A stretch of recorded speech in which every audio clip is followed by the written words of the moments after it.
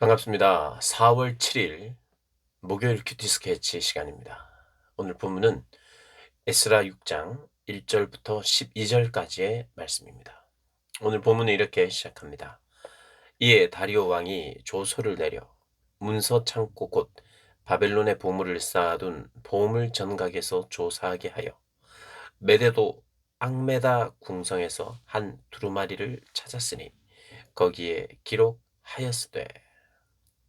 오늘 본문은 아 이제 그 다뜬의 총독이 이스라엘 유대 지역에 이 성전을 짓고 있는 것을 보고 이것이 합법적인 것인지, 고레스 왕 때에 정말 이런 법령을 내려서 그들이 성전을 지을 수 있도록 허락했는 것인지 확인해 달라고 다리오 왕에게 조서를 보냅니다.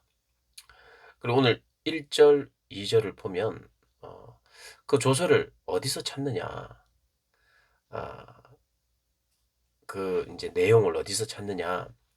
보통 문서 창고에 있었습니다. 문서 창고, 그 바벨론 땅에 바벨론의 보물을 쌓아둔 보물 정각에 보통 이러한 문서들이 보관되어 있어서 그곳을 찾았습니다. 근데 거기 없는 거죠. 거기 없으니까 어디까지 찾았냐 하면 보통 왕들의 이제 별장이 있는 곳이 메데도 앙메다 궁성이라고 합니다. 그래 거기 이제 별장에서 찾은 거예요. 그러니까 보통 그 바벨론 보물 창고에 그러한 예전 왕들의 그런 그 법령이나 어, 칙령들, 이런 것들을 보관해 놓았는데 거기에 없는 거예요. 그래서 여름 별장까지, 거기에서도 좀 정기적으로 고레스 왕이 방문하기도 하고 중요한 문서들을 보관해 놓은 것을 뭐 알기 때문에 그곳까지 가서 이 문서를 찾아본 거예요. 그런데 어디서 발견되었느냐? 궁성, 앙메다 궁성에서 발견된 거예요. 두루마리를 찾았어요. 사실 이것도 하나님의 도우심과 역사라고 볼 수 있습니다. 작은 유대 땅에 성전을 짓고 있는 이것 때문에 다리오 왕이 명령을 내려서 한번 찾아봐라. 그런데 그 바벨론 보물이 있는 창고에는 없는 거예요. 그러면 그것으로 어느 정도 뭐 마칠 수도 있는데 한번 더 찾아봐라. 다른 곳까지 찾아봐라. 그래서 결국 찾은 거예요. 찾고 찾다가 찾은 거죠. 어렵게 찾았다 하는 걸 오늘 1, 2절은 보여주고 있어요. 그만큼 신경을 쓴 거예요. 이게 누구의 도우심이냐? 하나님의 도우심이죠. 성전을 다시 시작한 것도 하나님의 도우심이에요. 학계 스가랴 선지자를 통해서 책망과 위로의 말씀을 듣고 다시 시작했어요. 시작하고 총독이 와서 바로 중단시키지도 않았어요. 중단시키지 않고 일단 좋다. 너희들의 말처럼 정말 고레스가 그런 칙령을 내린 바가 있어서 너희들이 하는 것인지 확인하겠다 하고 그들은 계속 짓고 있었습니다. 근데 오늘 본문을 보면 굉장히 하나님께서 역사를 하시는데 성전 건축을 하지 못하고 있다가 완전히 이게 전세가 완전히 역전이 됩니다. 주변에 방해자들도 있었고 그리고 이 페르시아 이 제국의 이 조서를 보내 가지고 성전을 못 짓게 막 그렇게 방해도 했는데 오히려 이들이 다시 어 확인해 달라. 그렇게 총독에 의해서 다시 그것을 보내게 되자 지금 어떤 일이 벌어졌냐 하면 굉장히 놀라운, 어떻게 보면 성경을 읽다가 참 신나는 부분이 오늘 본문이에요. 그 두루마리 문서를 찾는 것도 찾도록 그렇게 신경을 썼고, 첫 번째로. 두 번째로 보면 이제 혜택이 나옵니다. 이제 어떻게 할 것인지.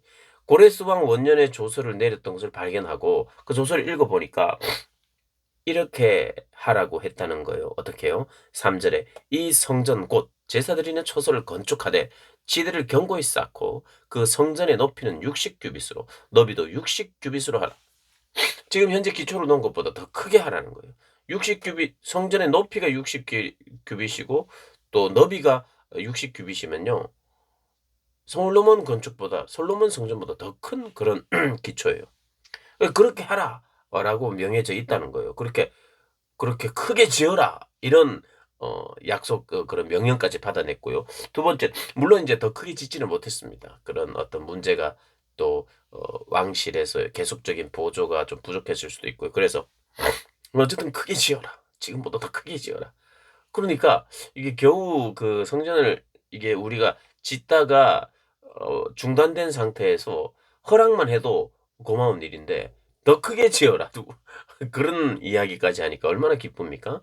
그리고 4절에 보면 큰 돌 세 켜와 켜에 새 나무 한 켜를 놓으라. 예, 큰 돌을 3층으로 올리고 목재를 한 층 더 놓으라. 이런 이야기입니다.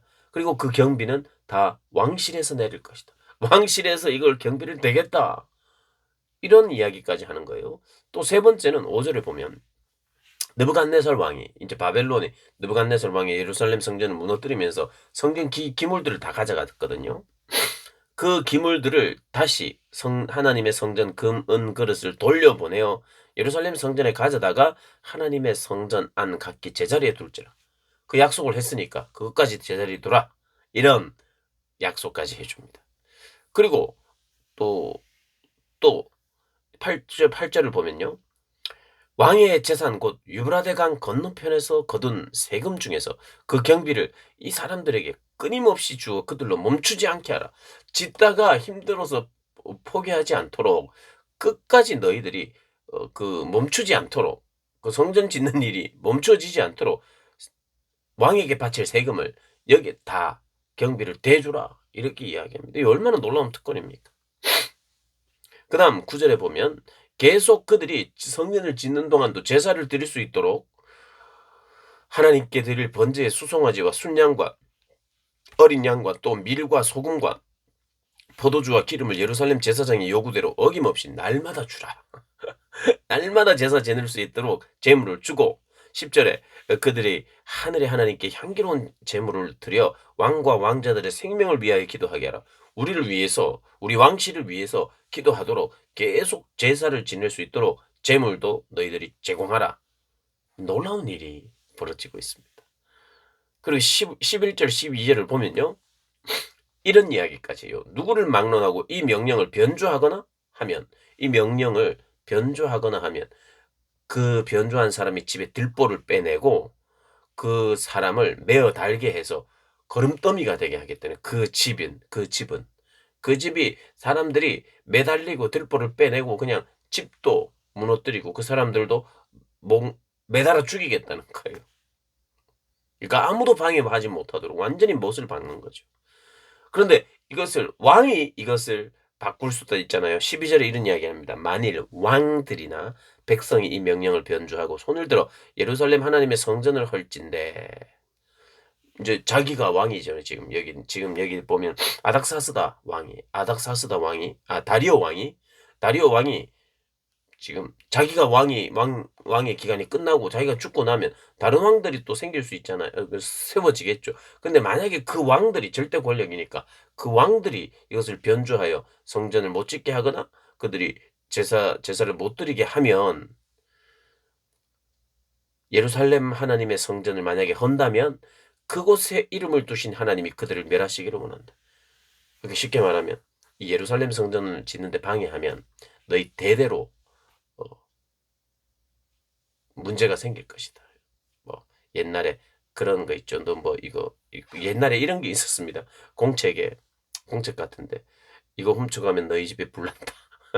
이런 문구를 딱 적어놓고는 사람들이 그 공책이나 책을 훔쳐가지 못하도록 그렇게 적어놓기도 한 게 있어요. 그러니까 찝찝해서 그거 못 가져가는 거죠. 너희 집에 불난다 이렇게 써놓으니까. 막 그거나 뭐 마찬가지예요.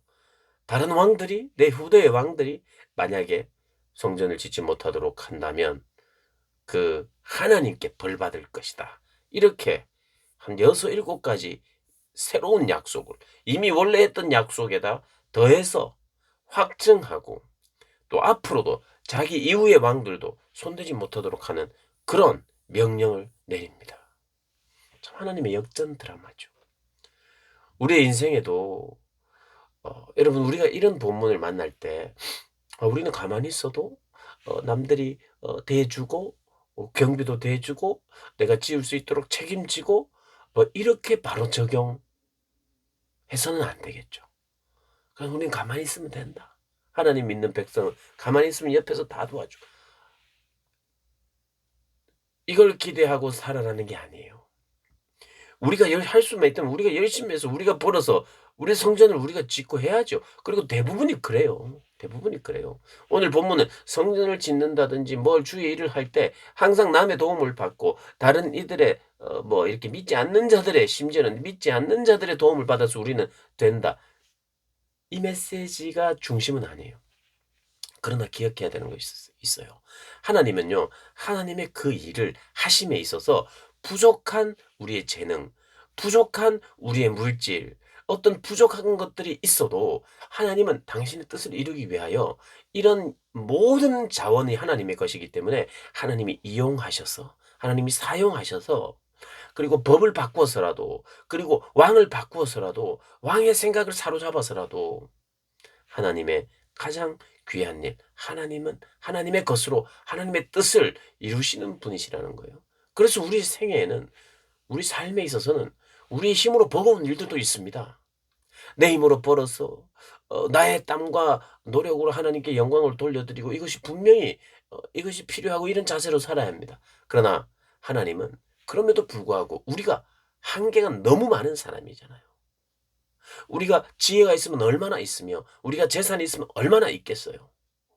그리고 우리의 재산과 우리의 지혜를 뛰어넘는 그 하나님의 방법으로 학개와 스가랴 선지자의 말에 순종하며 곧 하나님의 말씀에 순종한 거죠. 그들의 말씀에 순종하여 성전을 다시 일으키고 다시 짓기 시작하자. 물론 방해들이 있고 또 어려움들이 있지만 하나님이 때가 되면 그들의 순종으로 말미암아 완전히 역전시켜 놓는 일들이 우리의 생애도 있고 우리의 생애 속에 있지 않으면 우리 다음 세대를 통해서 그런 역전이 일어나는 일들이 있다는 것 우리가 기억해야 해요. 그래서 하나님은 우리의 기대를 뛰어넘는 방법으로 일하시는 분이고 내 편이 되어 주시고 나와 함께 하시는 분이에요. 물론 우리가 하나님 편이 되어야 되죠.